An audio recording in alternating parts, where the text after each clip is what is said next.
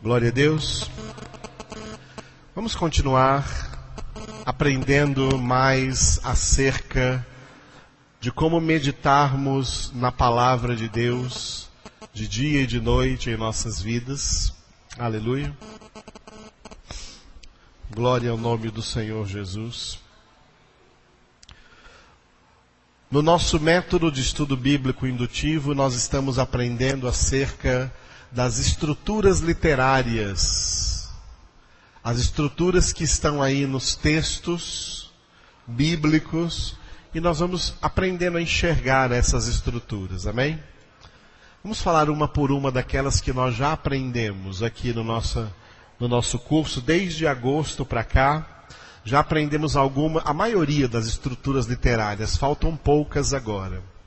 E, embora talvez algumas pessoas possam achar difícil, mas não importa o grau de dificuldade que você sinta, importa que você cresça um pouco mais no seu estudo bíblico, aprenda a estudar melhor a Bíblia em sua casa. Amém? A primeira estrutura que nós vimos foi a comparação. Coloque aí, da comparação para frente. Repita comigo, comparação. A segunda estrutura, repita, contraste. Muito bem. A terceira, repetição. Eu vou falando e vocês repetindo. Inclusio. Preparação, realização. E essa estrutura ela tem outro nome, que é introdução, desenvolvimento. Nós vimos a estrutura chamada, diga, interrogação. A próxima, afirmação de propósito. E essa estrutura tem outro nome chamado, diga, instrumentação. E nós vimos na semana passada, sábado passado, nós vimos, diga, clímax, sumarização, crucialidade. Amém? Hoje nós vamos ver mais 3 estruturas literárias. A primeira que vamos ver agora é muito simples. Ela se chama alternação ou intercalação. Repita, alternação, intercalação. É quando surge na Bíblia um revezamento de blocos de material. O texto está falando sobre uma coisa em particular, e de repente ele muda para uma outra coisa, mas depois ele volta para aquela primeira coisa da qual ele estava falando. Isso ocorre muito. Se você ler a Bíblia com atenção, você vai ver que isso ocorre muito dentro da palavra de Deus. Vamos ver um exemplo bem clássico e fácil onde isso acontece. Abra sua Bíblia em Marcos capítulo 5, Novo Testamento, Evangelho do Senhor Jesus segundo Marcos. Marcos capítulo de número 5. Marcos, Evangelho do Senhor Jesus segundo Marcos, capítulo de número 5. Vamos ver aqui uma alternação ou intercalação.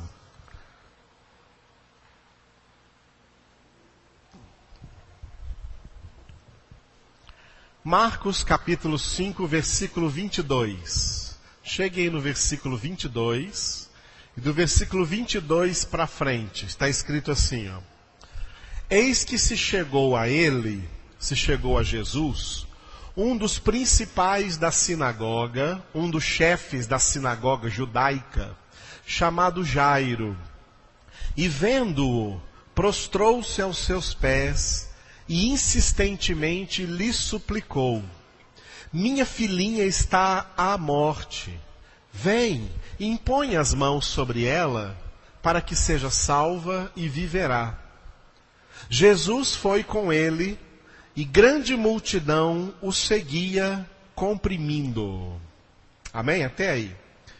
Jesus é abordado aqui por um pai de família, um homem que era um homem religioso, que era um dos principais da sinagoga judaica, mas a filhinha dele estava à morte, à beira da morte, por causa de uma enfermidade.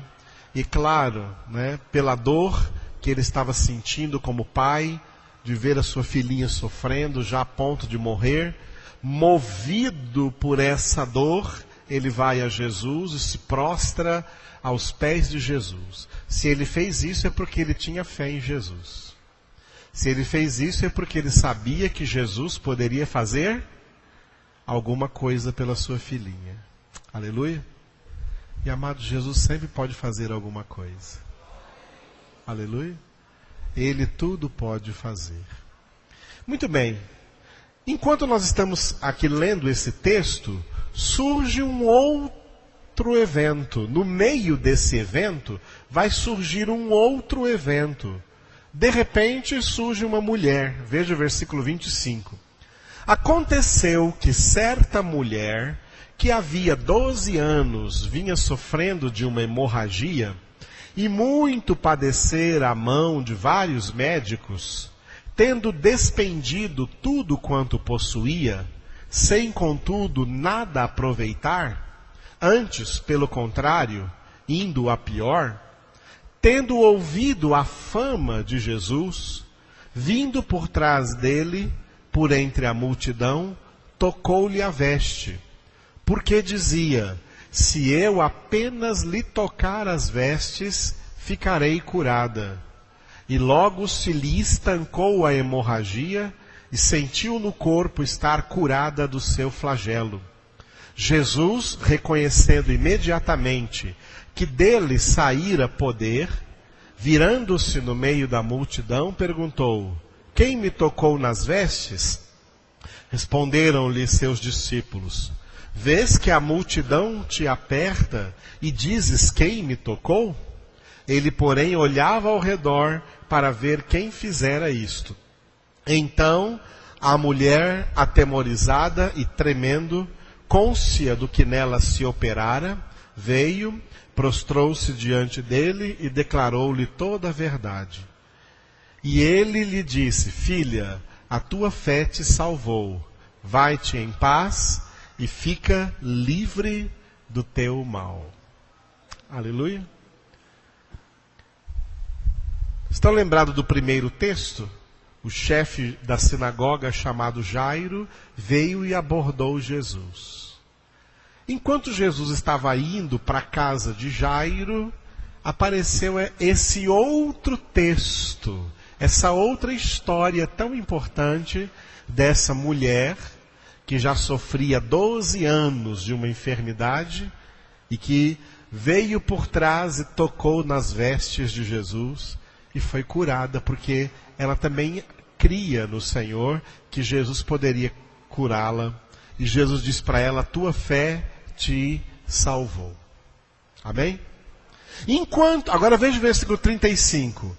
Enquanto falava ele ainda, enquanto Jesus ainda falava com ela, volta o primeiro texto do chefe da sinagoga chamado Jairo. Falava ele ainda quando chegaram alguns da casa do chefe da sinagoga, a quem disseram: tua filha já morreu, porque ainda incomodas o mestre? Mas Jesus, sem acudir a tais palavras, disse ao chefe da sinagoga: não temas, crê somente. Contudo, não permitiu que alguém o acompanhasse, senão Pedro e os irmãos Tiago e João. Chegando à casa do chefe da sinagoga, viu Jesus o alvoroço, os que choravam e os que pranteavam muito. Ao entrar, lhes disse: por que estáis em alvoroço e chorais? A criança não está morta, mas dorme. E riam-se dele. Tendo ele, porém, mandado sair a todos, tomou o pai e a menina da criança, e a mãe da criança, e os que vieram com ele, e entrou onde ela estava. Tomando-a pela mão, disse em aramaico: Talitá cumi, que quer dizer: menina, eu te mando, levanta-te. Imediatamente a menina se levantou e pôs-se a andar, pois tinha 12 anos. Então ficaram todos sobremaneira admirados. Mas Jesus ordenou-lhes expressamente que ninguém o soubesse e mandou que dessem de comer à menina. Aleluia. Vocês perceberam que esse texto, esse evento de Jesus aqui na cura da filha de Jairo, que acabou sendo depois uma ressurreição, é um texto em alternação com outro texto que o intercala no meio. Começa com Jairo chegando a Jesus, versículo 22 até o versículo 24. E esse texto é intercalado do versículo 25 até o versículo 34 com a mulher que havia 12 anos sofria de uma hemorragia e foi curada. E continua depois com o mesmo texto de Jairo. Agora a menina estava morta e Jesus foi e ressuscitou essa menininha. Aleluia. Aqui teve uma alternação ou uma intercalação. Isso é uma estrutura literária que aparece muitas vezes na Escritura. Quando você estiver lendo, precisa prestar atenção nisso. Vamos ver outro exemplo. Agora você vai lá para Hebreus capítulo 5. Mais para frente no Novo Testamento, outro exemplo de alternação. Hebreus capítulo 5.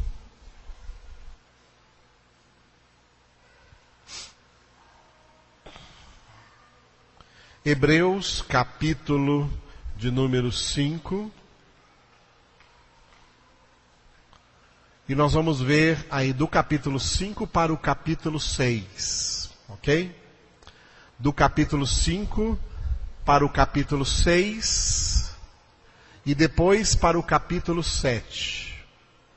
3 capítulos nós vamos ver. Capítulo 5, nós não vamos ler inteiro, nós vamos ver capítulos 5, 6 e 7. No capítulo 5, o autor dessa carta está falando sobre uma doutrina muito profunda, muito importante, que até os crentes de hoje muitas vezes não entendem, que é a doutrina acerca de Melquisedeque. Quem era Melquisedeque, que foi ao encontro de Abraão, lá no Antigo Testamento, e serviu para Abraão a Santa Ceia cristã. Antes de Jesus instituir a Santa Ceia, ela já foi celebrada por um sacerdote chamado Melquisedeque, que era uma profecia de Jesus lá no Antigo Testamento e que serviu a ceia para o nosso pai Abraão. E Abraão deu a Melquisedeque os dízimos. O mesmo dízimo que nós damos aqui na igreja é esse dízimo que Abraão deu a Melquisedeque. Esse envelopinho amarelo que eu compro aqui, esse envelopinho aqui é da CPAD. CPAD são as Casas Publicadoras das Assembleias de Deus. Eu compro ali na livraria da Assembleia de Deus, onde eu dou aula. E aí nesse envelopinho amarelo aí que você entrega o dízimo, está aí o versículo de Malaquias, capítulo 3, versículo 10. Esse versículo aí não é bom para o nosso dízimo. Esse dízimo de Malaquias 3:10, ele não existe mais. Ele era um dízimo do Antigo Testamento, da Antiga Aliança. O dízimo cristão, ele é mais antigo do que esse. O dízimo cristão é o dízimo que Abraão deu a Melquisedeque. Abraão participou da ceia, comendo pão e vinho, e deu o dízimo a Melquisedeque. Melquisedeque representava Jesus. O dízimo que nós damos aqui também é a Jesus. O dízimo de Malaquias não era para Jesus. O dízimo de Malaquias era para os levitas do Antigo Testamento. ele era entregue aos sacerdotes levitas. Melquisedeque não era um sacerdote levita, mas era um sacerdote que representava Jesus Cristo. Amém? Estou resumindo para vocês o que o autor está escrevendo aqui, desde o capítulo 3, do capítulo 3, o capítulo 4, o capítulo 5 de Hebreus. Ele está falando acerca do sumo sacerdócio de Jesus Cristo, segundo a ordem de Melquisedeque. Agora me acompanha aqui, ó. Ele estava falando aqui no capítulo 5,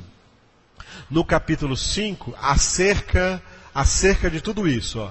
Aí começa o primeiro versículo: porque todo sumo sacerdote, sendo tomado dentre os homens, é constituído nas coisas concernentes a Deus, a favor dos homens, para oferecer tanto dons como sacrifícios pelos pecados, e é capaz de condoer-se dos ignorantes e dos que erram, pois também ele mesmo está rodeado de fraquezas, e por esta razão deve oferecer sacrifícios pelos pecados, tanto do povo como de si mesmo. E ele continua falando sobre esse sacerdócio do Antigo Testamento. Chega no versículo 6, ele cita o Salmo 110, onde está escrito: tu és sacerdote para sempre, segundo a ordem de Melquisedeque. E ele, Jesus, nos dias da sua carne, tendo oferecido com forte clamor e lágrimas, orações e súplicas a quem o podia livrar da morte, e tendo sido ouvido por causa da sua piedade, embora sendo filho, versículo 8, aprendeu a obediência pelas coisas que sofreu, e tendo sido aperfeiçoado, tornou-se o autor da salvação eterna para todos os que lhe obedecem. Versículo 10, tendo sido nomeado por Deus, sumo sacerdote, segundo a ordem de Melquisedeque. Ponto. Tem um ponto aqui? Tem um ponto aí? O autor que estava escrevendo essa carta, quando chegou nesse ponto aqui, ele deu uma parada. Quando chegou nesse ponto do versículo 10 aqui, ele deu uma parada. E pensou assim: será que esse povo, para quem eu estou escrevendo, vai entender patavina do que eu estou escrevendo? Será que esse povo, para quem eu estou escrevendo, eles vão entender alguma coisa do que eu estou escrevendo? Aí sabe o que ele fez? Ele interrompeu aqui o que ele estava falando e colocou um outro texto no meio de exortação ao crescimento espiritual, à maturidade espiritual. Ele parou um pouco de falar sobre esse assunto e olha sobre o que ele veio falar, versículo 11. Ó. A esse respeito, ou seja, a respeito dessas coisas que eu estava escrevendo até agora, a esse respeito temos muitas coisas que dizer e difíceis de explicar, porquanto vos tendes tornado tardios em ouvir. Pois com efeito, quando devíeis ser mestres, atendendo pelo tempo decorrido, tendes novamente necessidade de alguém que vos ensine de novo quais são os princípios elementares dos oráculos de Deus, e assim vos tornastes como necessitados de leite e não de alimento sólido. Ora, todo aquele que se alimenta de leite é inexperiente na palavra da justiça, porque é criança. Mas o alimento sólido é para adultos, para aqueles que pela prática têm as suas faculdades exercitadas para discernir não somente o bem, mas também o mal. Capítulo 5. Chegou até o versículo 10, ele estava tratando do assunto do sumo sacerdócio de Jesus Cristo, segundo a ordem de Melquisedeque. Esse assunto não é um leitinho espiritual. Esse assunto é um alimento sólido, é uma palavra mais difícil. E ele então parou aqui, deu uma parada e exortou as pessoas a quem ele estava escrevendo: olha, vocês estão igual crianças, vocês não estão entendendo a doutrina mais profunda de Jesus. Vocês estão só no leitinho espiritual. E ele vai continuar essa exortação durante todo o capítulo 6. E ele só vai retomar o assunto de Melquisedeque no capítulo 7, versículo 1. Olha o capítulo 7, versículo 1, olha aí. Aí ele volta para o assunto, ó. Porque este Melquisedeque, rei de Salém, sacerdote do Deus Altíssimo. Para aqui um pouquinho, não precisa ler adiante não, só para vocês enxergarem aí essa intercalação. Capítulo 5, do 1 ao 10, ele estava falando de Melquisedeque. Ele interrompeu para chamar a atenção das pessoas, aquelas têm que ser maduras. Aquelas precisam crescer. Elas precisam se desenvolver. Crescer do leite espiritual para o alimento sólido. Crescer das doutrinas mais simples, mais fáceis, para aquelas doutrinas mais profundas, que só pessoas mais maduras podem entender. Amados, atenção, olha para mim aqui. Oi. Sabia que Deus quer que você cresça? Sabia que Deus quer que você cresça? Sabia que Deus quer que você amadureça? Deus anseia pela sua maturidade.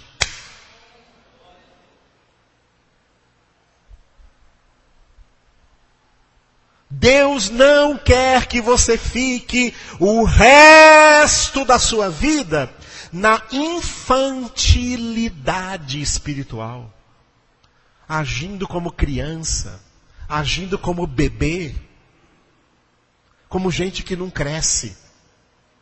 Deus quer homens maduros, Deus quer mulheres maduras.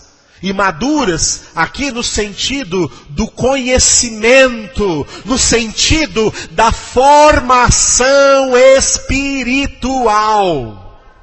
Porque a pessoa que se torna madura, Paulo disse isso em 1 Coríntios capítulo 13. Quando eu era criança, pensava como criança, falava como criança, agia como criança.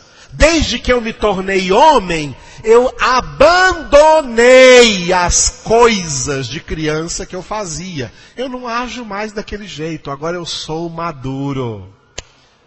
Amados, como Deus deseja a nossa maturidade. A pessoa madura não vai cair mais em muitos pecados que caía antes. A pessoa madura não vai cair mais em muitas fraquezas e mazelas que ela caía antes. A pessoa madura deixa de cair em muitos pontos, amado. Ela muda. Deus quer essa maturidade. Quando Paulo escreveu aos Gálatas, ele falou a mesma coisa. Paulo disse assim, ele até usou uma expressão exclamativa, ele disse assim, Gálatas insensatos, até quando eu vou sentir dores de parto, desejando que Cristo seja formado em vós? A pessoa madura, Cristo é formado nela. E Cristo formado nela, o diabo não a derruba mais. Essas picuinhas de criança, de infantilidade, não vão mais aflorar na vida dessa pessoa, porque ela é madura, ela já entende de muitas coisas, ela sabe quem está com ela, ela sabe, como Paulo disse, eu sei em quem tenho crido. Por isso ela é uma pessoa de pé, é uma pessoa que caminha com as próprias pernas. Não precisa de ninguém ficar, vamos caminhar, irmã, vamos. Não precisa ser empurrada por ninguém, porque alguém que caminha com as próprias pernas no caminho, na verdade, na vida, que é Jesus, porque se tornou uma pessoa madura. Jesus quer isso, amado. Jesus quer isso de você. Cresça! Cresça! Cresça! Para com essas bobagens de crianças. E seja maduro na fé. A palavra de Deus quer te dar maturidade. A palavra de Deus quer te dar maturidade. Estou dizendo que a palavra de Deus quer te dar maturidade. Acorda, porque o tempo está passando. Já chega de ser criança. Há quantos anos você ouve palavra? Há quantos anos você ouve alimento sólido? Palavra de Deus suficiente para te tornar maduro. É o que Paulo disse em Efésios capítulo 4 também. Para que não mais sejamos como meninos, agitados de um lado para o outro, por toda sorte de vento, de doutrina segundo a malignidade dos homens, mas que em tudo cresçamos à estatura da maturidade de varão perfeito em Cristo Jesus. Eu vou contar, aqui na igreja tem pessoas que de vez em quando me surpreendem. E Elaine e eu conversamos lá em casa, tem pessoas que nos surpreendem. Que a gente pensava que era maduro e de repente está aí uma atitude de moleque. Uma atitude de infância. Ah, mas pensei que fulano tinha crescido. Com tanta palavra que já ouviu, pensei que fulano tinha crescido. Que é isso, irmãos? É para crescer. E é por isso que tem essa intercalação aqui em Hebreus.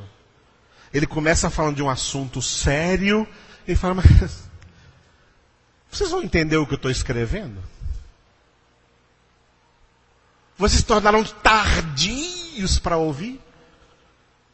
Vocês estão como aqueles que só recebem leitinho espiritual? Mas ele não desiste não, ele escreve essa exortação aí, do capítulo 5, versículo 11, até o capítulo 6 inteiro, e no capítulo 7 ele retoma o assunto que ele havia parado no capítulo 5, versículo 10. Porque ele tem que trazer essas pessoas ao entendimento correto da palavra de Deus. Glória a Deus.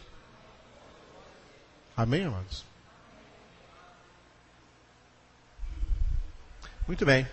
Estou aproveitando as estruturas literárias para trazer para vocês essas mensagens, porque a palavra de Deus é rica nelas.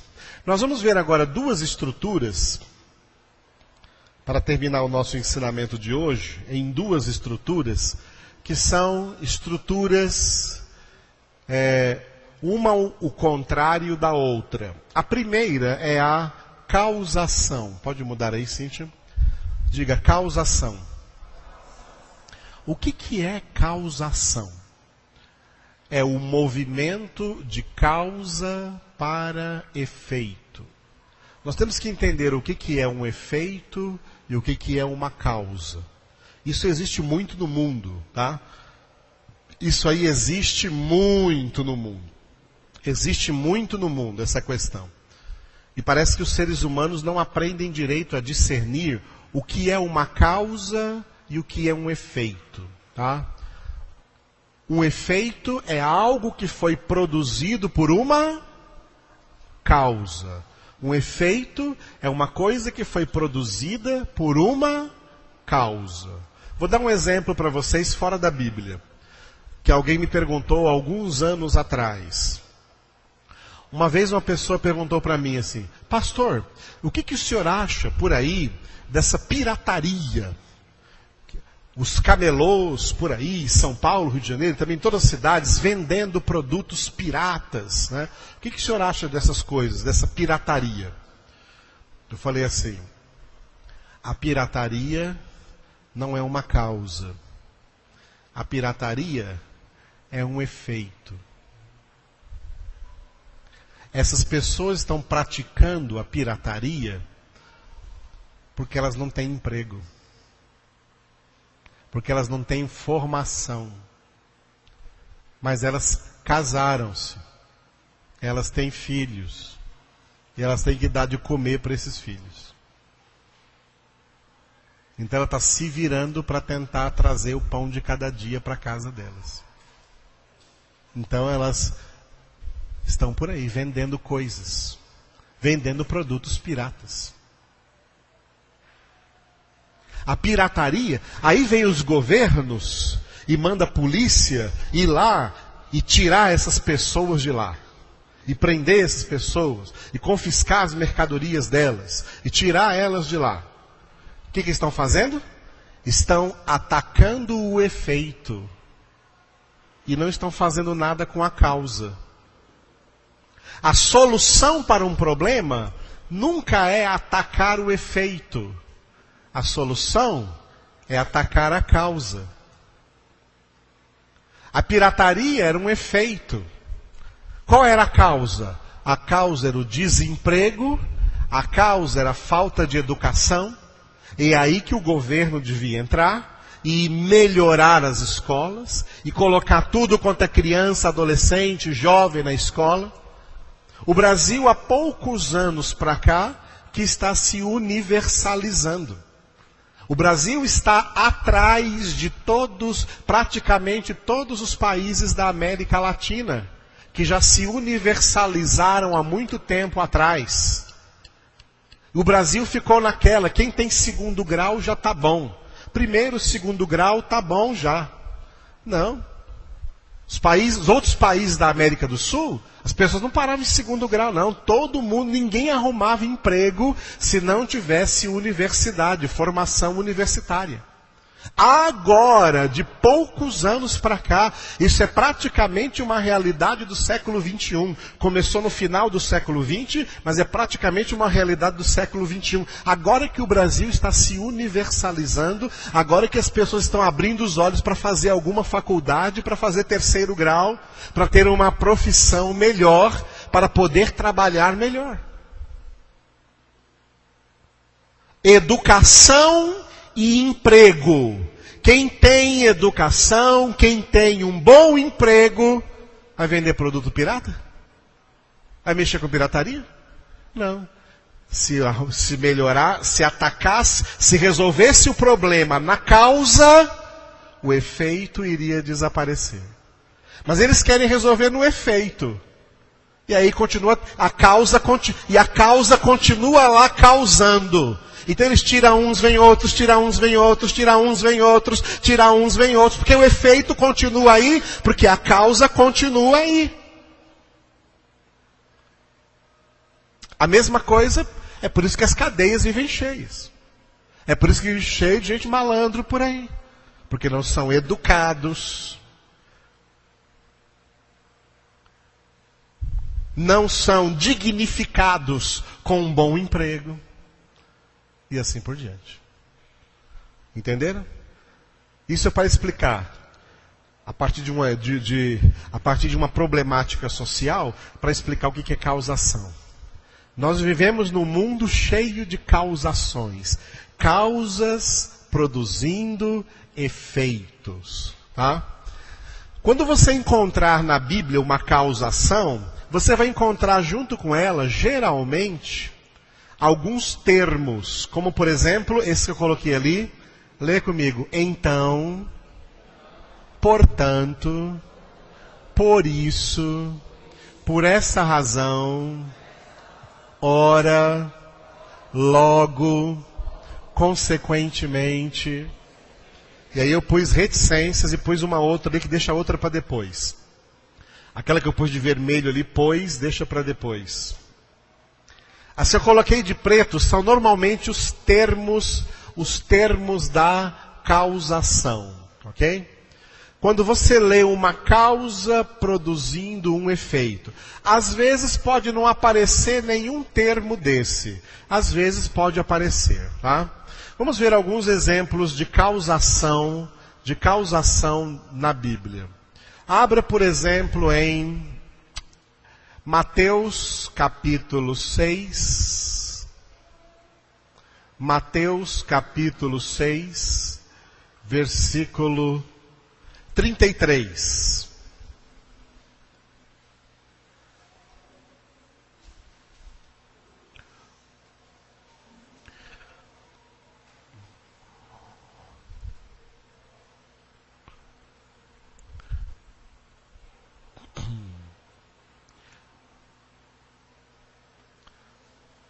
Vamos começar, ao invés de começar do 33, vamos começar do 24. Leiam comigo, versículo 24.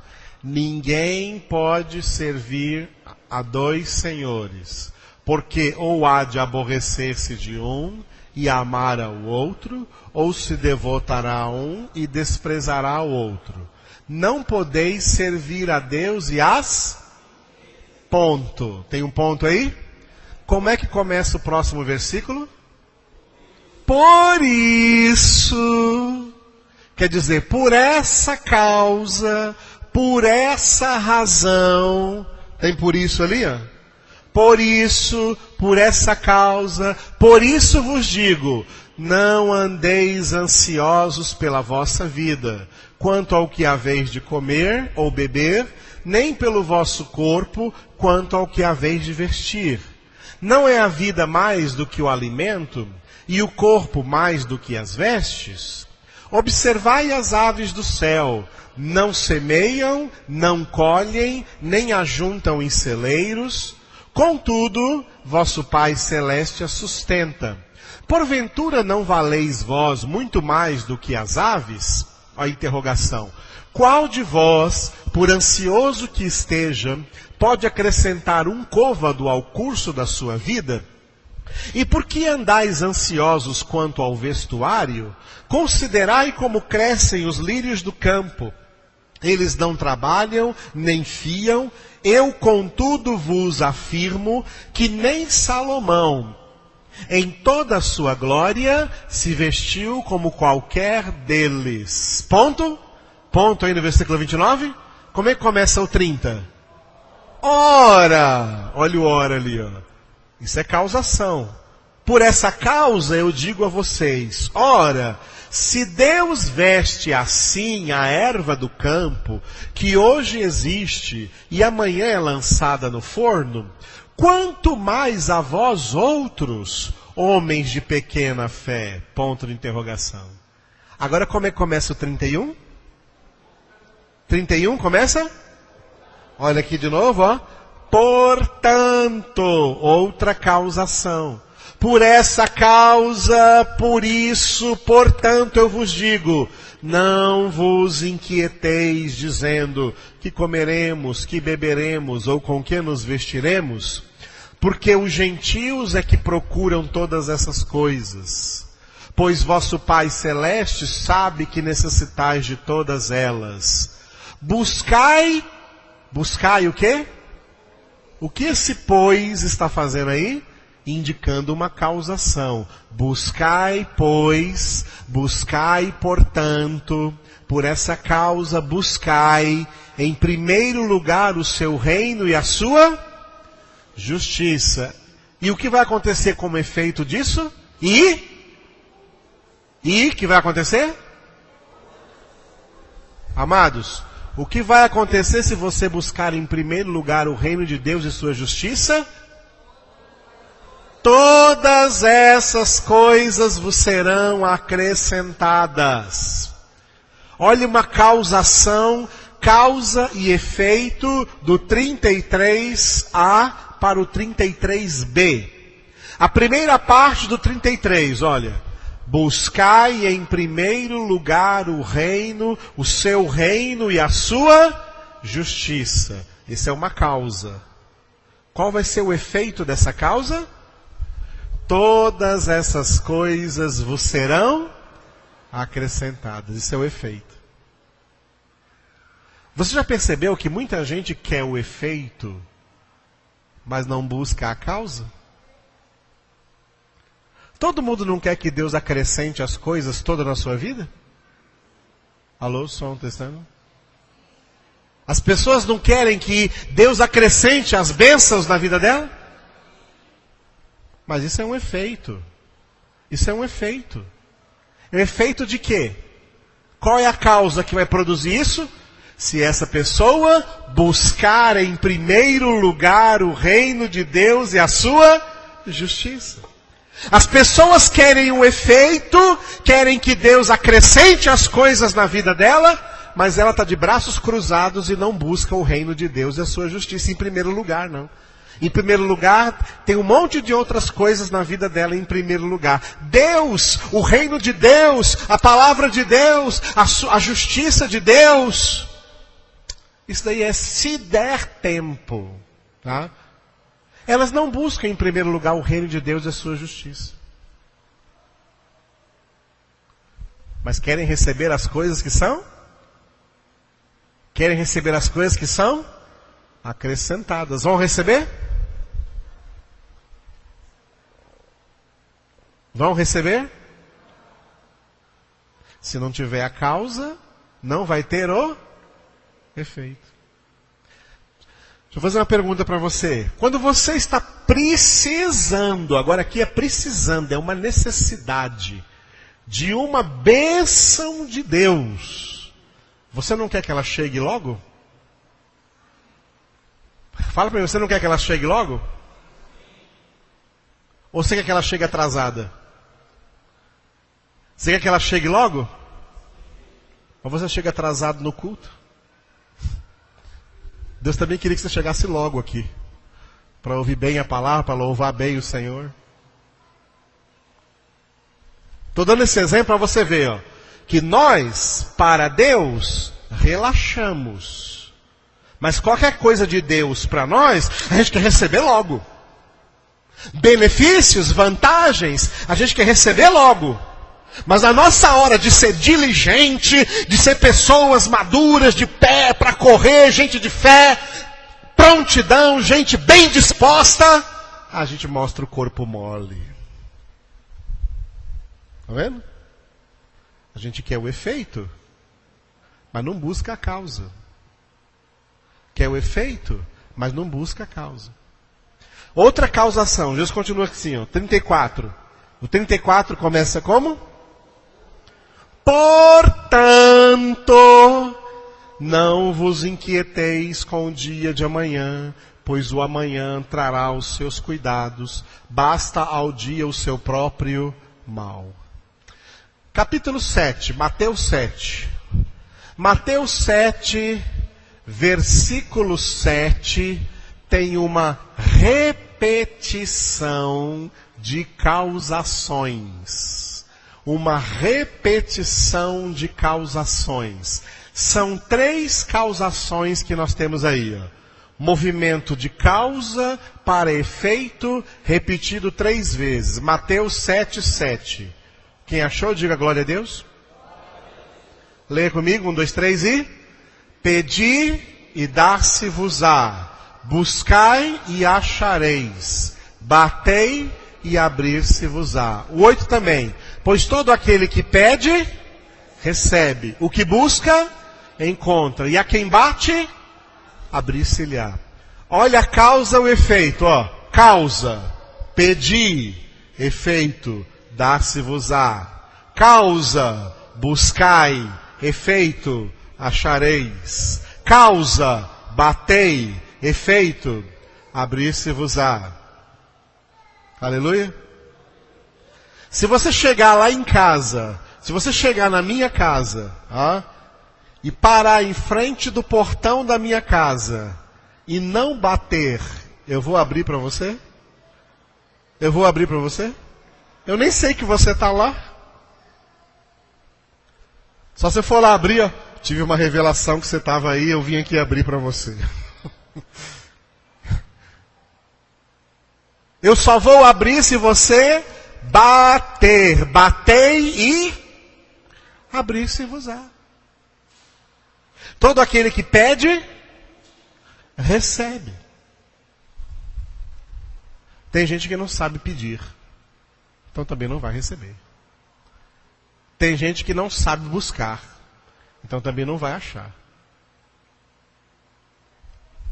Mas sabe buscar sarna para se coçar. E aí vai achar. E aí vai achar. Tem gente que não sabe bater, então não vai abrir. Causa para efeito. Outra causação muito forte na Bíblia é aquela que nós chamamos na Bíblia de a lei da semeadura. O que o homem semear, isso também ele colherá. A colheita é o efeito do que foi semeado. Semear é a causa, colher é o efeito. E é infalível, irmãos. Isso aqui é infalível tanto para crentes como para descrentes. É infalível. Tudo que você semeia, você colhe. Seja positivo ou seja negativo. Semeou coisas boas, você vai colher coisas boas. É causa e efeito. Semeou ventos, colhe tempestade, diz lá no livro de Provérbios. Semeou coisas ruins, vai colher coisas ruins. Como por exemplo, todo pecado tem as suas consequências. O que é consequência? É o efeito. O que? Alguma coisa causou esse efeito. Portanto, amados, essa estrutura literária aí chamada causação é muito forte, é muito importante. De todas as estruturas que eu estou ensinando para vocês, essa aqui e a próxima, que vem depois dela, tá? São muito frequentes no contexto de toda a Escritura. Entender quando há uma causa, quando há um efeito. Ok? Vamos ver uma causa e um efeito muito conhecidos dos irmãos. Os irmãos conhecem muito isso aqui. No Antigo Testamento,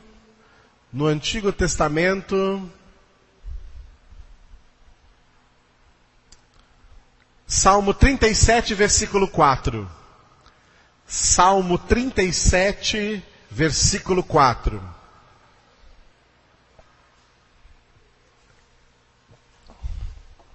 Quem encontrou, diga glória a Deus. Agrada-te do Senhor, e Ele satisfará os desejos do teu coração. Leiam vocês.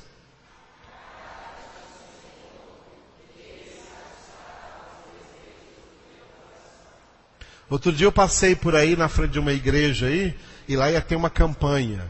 E na campanha, eles colocaram assim, ó, venha participar da poderosa campanha e Deus satisfará todos os desejos do teu coração.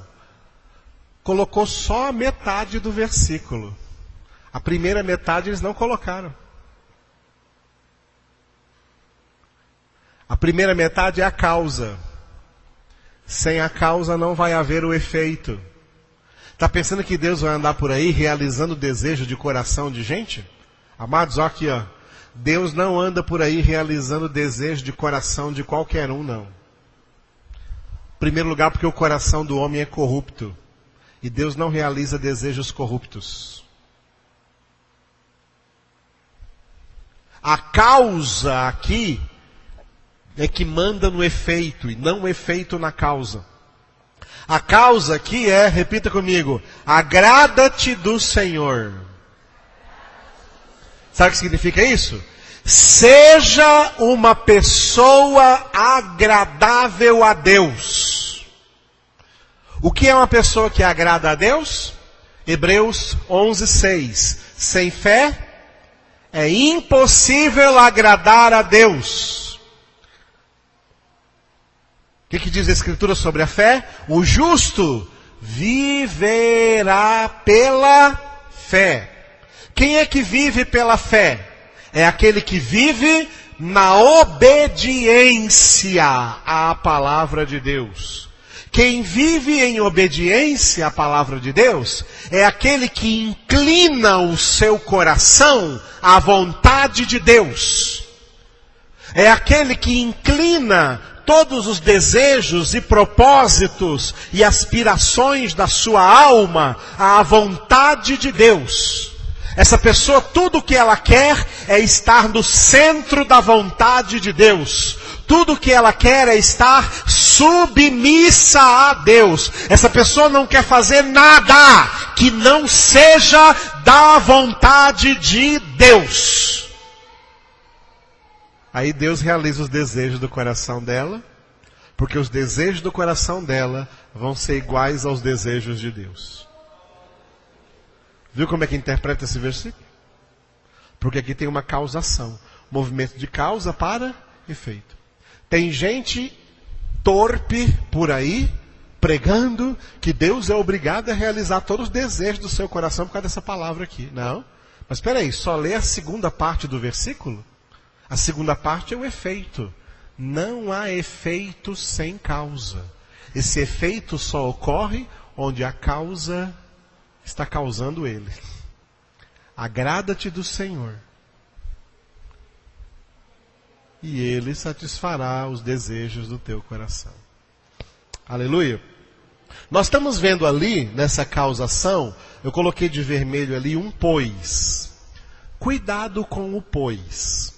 O pois, todas as vezes que o pois aparece na Bíblia, ele pode ser causação, ou ele pode ser a próxima, que nós vamos colocar aqui, mude para a próxima, substanciação. Essa é a última de hoje.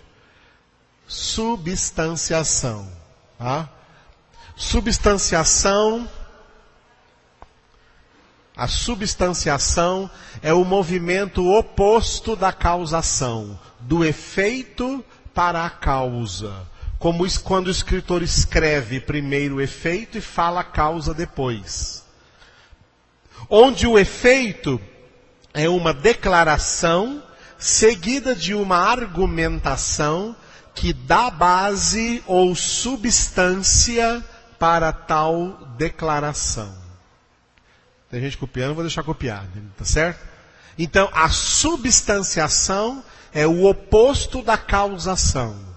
Causação, movimento de causa para efeito. Substanciação é o contrário, movimento do efeito para a causa. E geralmente esse efeito é uma declaração e a causa é uma argumentação que dá base ou que dá uma substância, por isso o nome da estrutura é substanciação, dá uma substância para essa declaração. Ok? Essa substanciação, portanto, é o contrário aí da causação. E nós vamos ver alguns exemplos, tá? Para ver esses exemplos, não muda ainda não, tá? Tem gente copiando ainda, tá? Pode acabar de copiar quem estiver copiando. Para entendermos isso, a substanciação vai ter algumas palavras-chave, que são só 3. Só 3 palavras.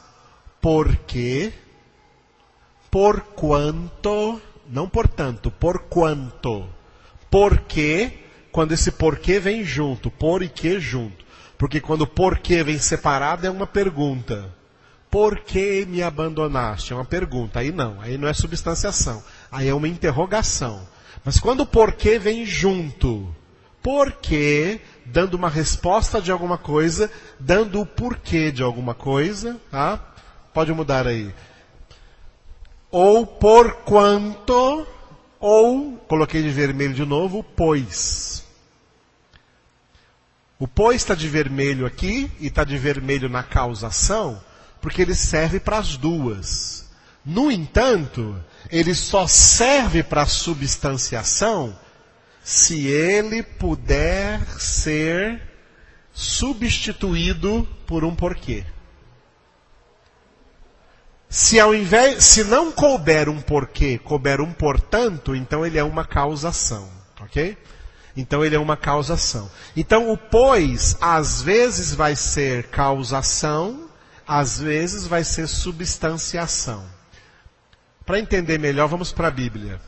Abre agora, a substanciação que eu mais gosto na Bíblia está, desculpe, em Atos capítulo 4, versículo 12.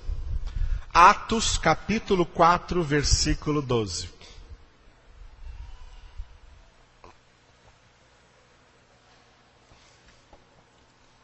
Atos capítulo 4, versículo 12.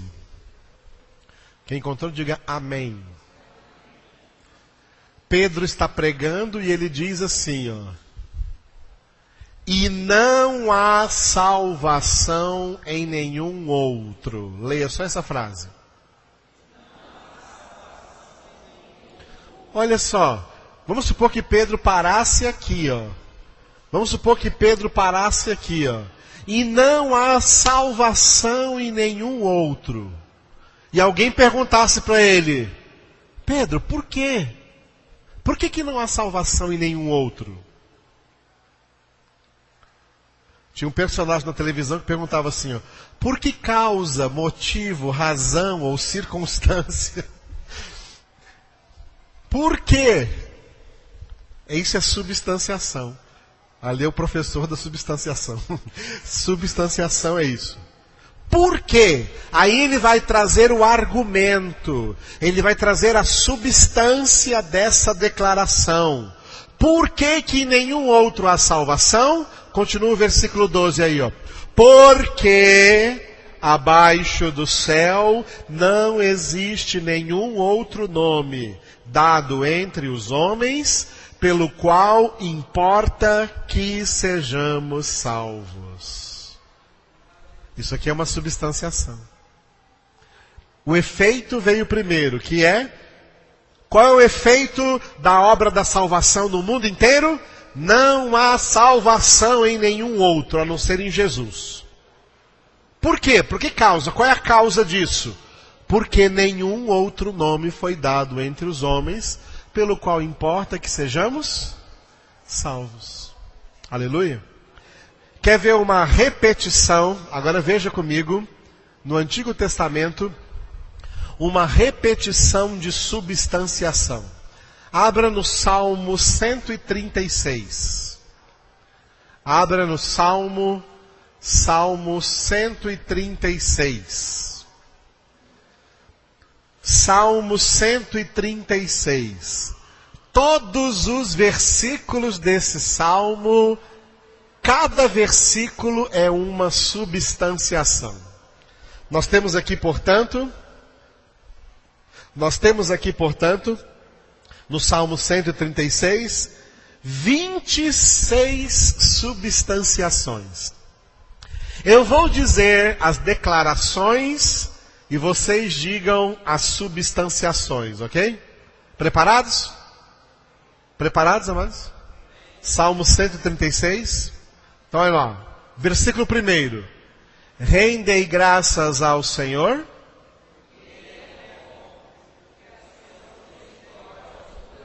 Olha aí, ó. O primeiro versículo tem uma dupla substanciação. O primeiro versículo tem dois porquês. Tem dois porquês. Então, ó, eu estou dizendo assim, ó. Rendei graças ao Senhor. Por que nós temos que render graças ao Senhor? Por qual motivo? Por qual razão? Por que nós devemos dar graças ao Senhor? Primeiro, porque Ele é bom. Segundo, porque a sua misericórdia dura para sempre. Isso aí é substanciação. Tá? Vamos ler todas elas. Lê comigo. Eu leio e vocês respondem. Eu dou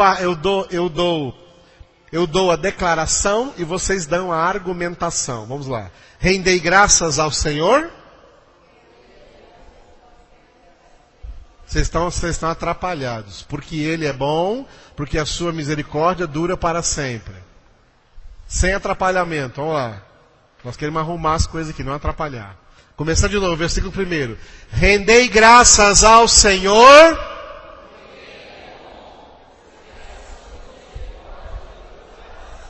Rendei graças ao Deus dos deuses.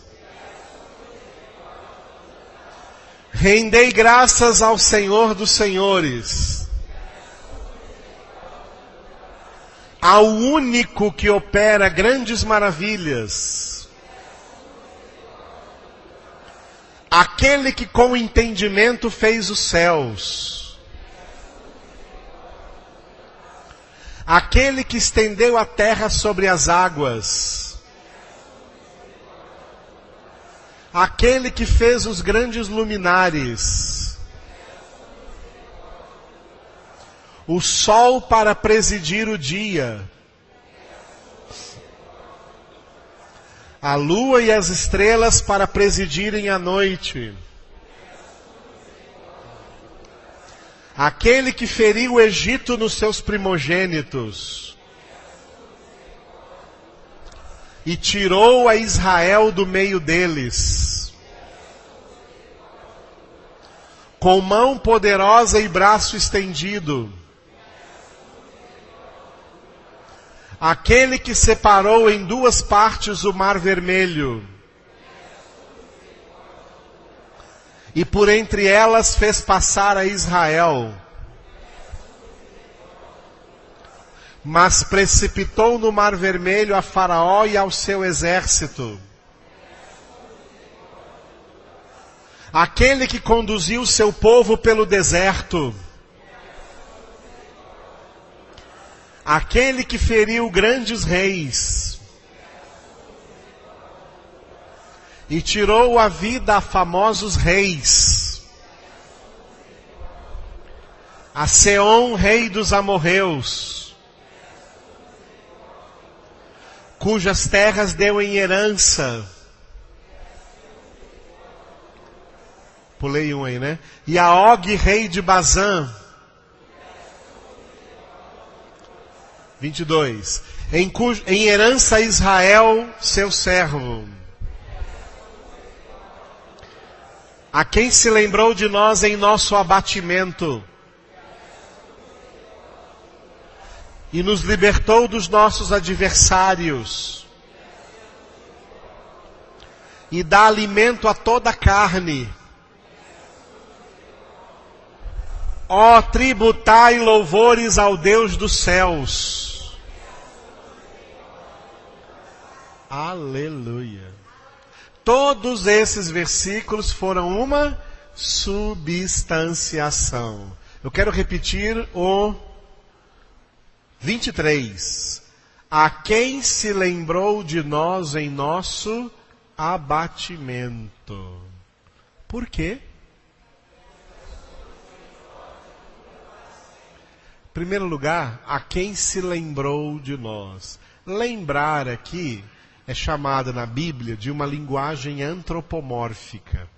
Uma maneira de falar do jeito que o homem possa entender. Mas Deus nunca se esquece. Deus não precisa se lembrar, porque Deus nunca se esquece. A mente de Deus é perfeita, nela Deus não tem amnésia. Deus não se esquece de nada. E não se esquece de ninguém. Portanto, a quem se lembrou de nós em nosso abatimento, porque quando nos abatemos, seja por qualquer motivo que seja, o Senhor está agindo em nosso favor para nos livrar desse abatimento. E por que Ele age assim? Só por um motivo. Porque a sua misericórdia dura para sempre. Aleluia. Muito bem, então nós vimos aqui uma repetição de substanciação. Tá? Então nós aprendemos hoje 3 estruturas. Repita comigo: alternação ou intercalação. A outra estrutura, diga causação. E a outra estrutura, diga substanciação. Estamos quase acabando aí. Temos mais algumas estruturas, mais uns 2 ou 3 sábados pela frente de estruturas. E aí eu vou trazer para vocês todas essas estruturas num cartãozinho plastificado para você colocar dentro da sua Bíblia. E você, toda vez que estiver lendo a Bíblia, conferindo nesse cartãozinho para você reconhecer essas estruturas literárias e aprender a entender melhor a palavra de Deus através dessas estruturas. Amém? Glória a Deus. Como eu falei no princípio, tá? Por que eu estou ministrando esse curso para vocês? Porque Deus quer que vocês cresçam. Deus quer que vocês amadureçam. Cresçam na graça e no conhecimento do Senhor Jesus. Saibam meditar na palavra de Deus, saibam meditar na lei do Senhor, de dia e de noite, e esse curso está dando para você elementos fundamentais para você poder, aleluia, meditar na sua palavra. Então vamos orar ao Senhor. Aí sentado como você está, assentado como você está, feche os seus olhos um momento. Peça ao Espírito Santo para aquietar a sua alma, aquietar o seu interior. Ó Deus Todo-Poderoso, como é bom estarmos na Tua presença,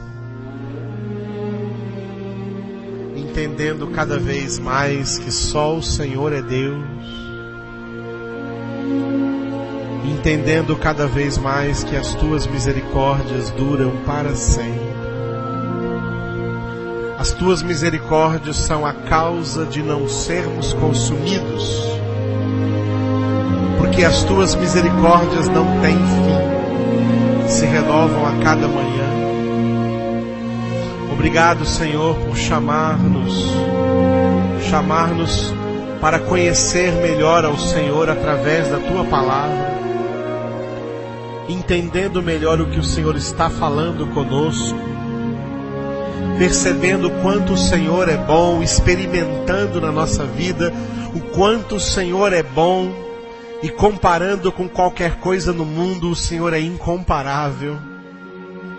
E é isso que nos separa cada dia mais do mundo e nos aproxima cada dia mais de Ti, ao experimentarmos o quanto o Senhor é bom, o quanto o Senhor é melhor do que tudo o que há nesse mundo. Não há nada e ninguém nesse mundo que se compare ao Senhor. Não há nada melhor do que estarmos no Senhor, de sermos achados em Cristo Jesus, de sermos achados no centro da Tua vontade. Ensina-nos a viver de maneira agradável a Ti, Senhor. Ensina-nos a viver pela fé a cada dia, agradando mais o Senhor, honrando o Teu nome, glorificando o Teu nome, exaltando a Ti, Senhor, porque só Tu és digno, só Tu és santo, só Tu és grande, e nós precisamos de Ti, Senhor. Diga bem forte: eu preciso de Ti, Senhor. Diga mais forte ainda, diga: eu preciso cada dia mais compreender o quanto eu preciso de Ti, Senhor.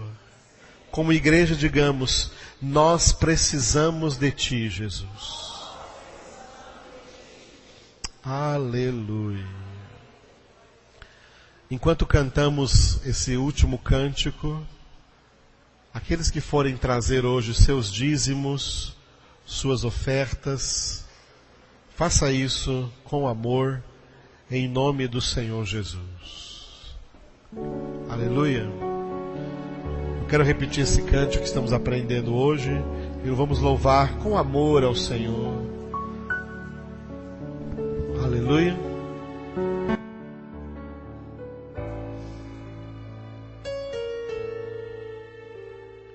Quero, Senhor, te adorar.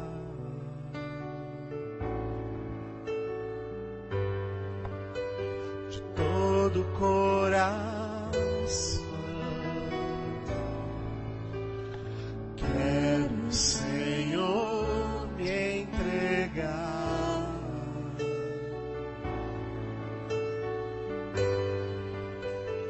em adoração,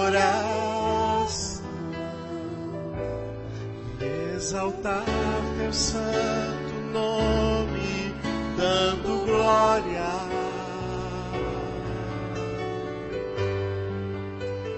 Glória ao Cordeiro,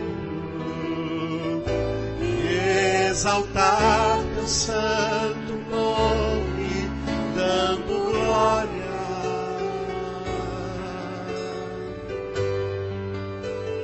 Glória ao Cordeiro,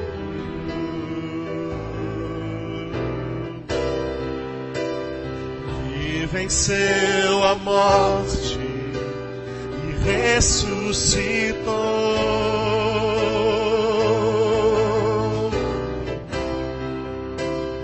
Deu-me nova vida e me libertou.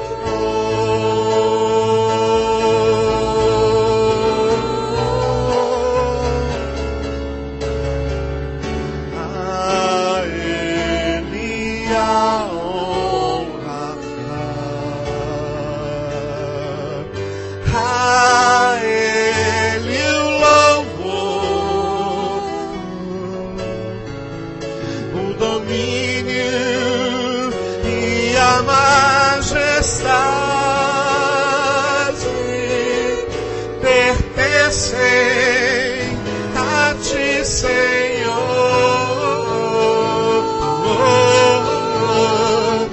A Ele a honra,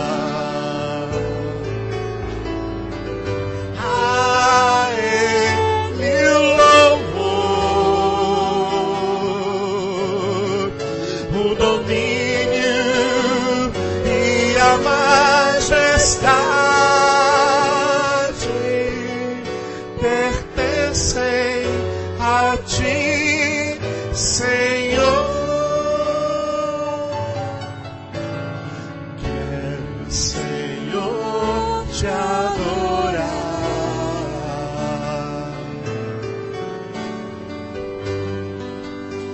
De todo o coração. Quero, Senhor, me entregar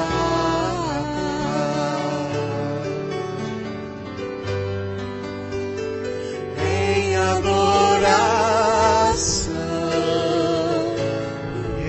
exaltar teu santo nome, dando glória.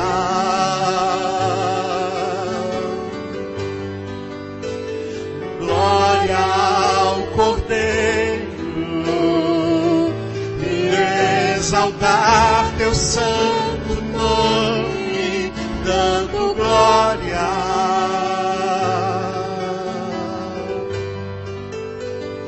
Glória ao Cordeiro,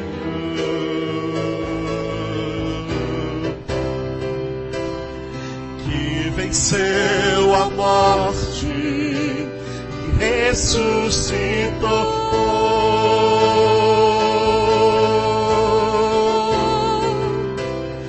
Deu-me nova vida e me libertou.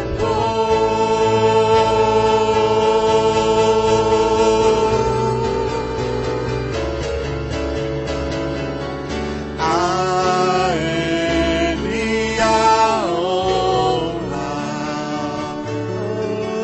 aleluia, a Ele o louvor, o domínio e a majestade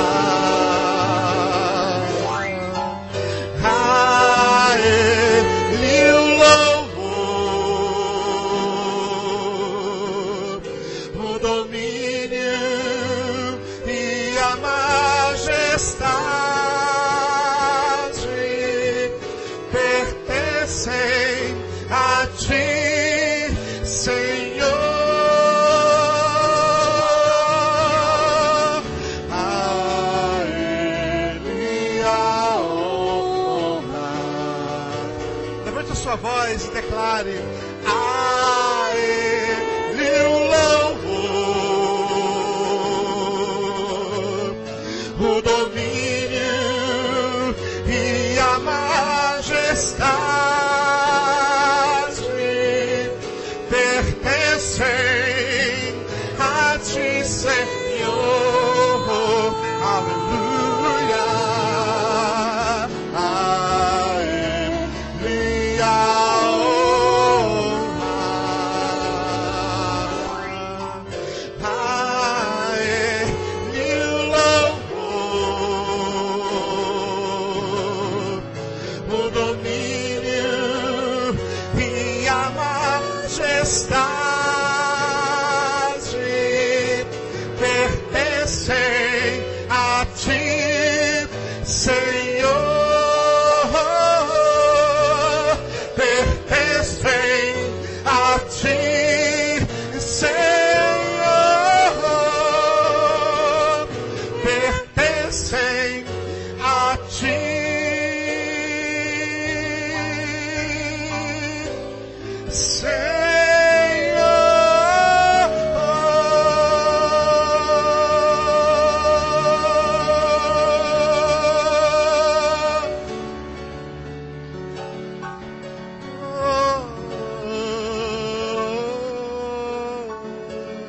a ti, Senhor, a honra, a glória, o domínio, a majestade. Aleluia. Pertence ao Senhor. Pertence somente ao Senhor.